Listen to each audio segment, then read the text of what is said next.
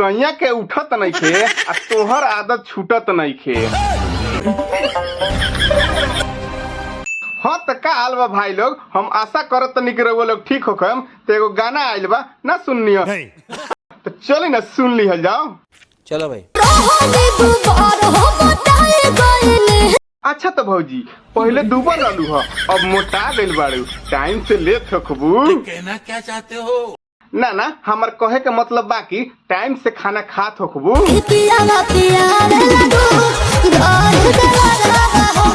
तबे हम कही कि मोटा कैसे गइलू ह।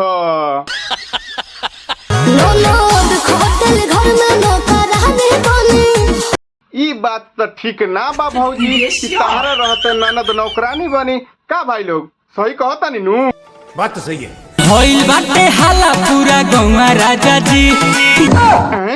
का कहीं उखी में पकड़ा तो ननु गइलू ह कि हाला हो गई?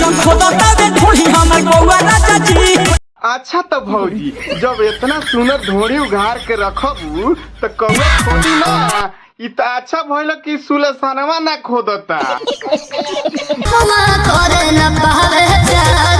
अच्छा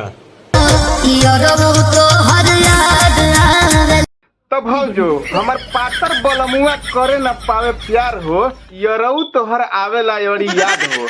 ए भौजी तारा सैया के उठत नहीं खे आ तोहार आदत छूटत नहीं खे।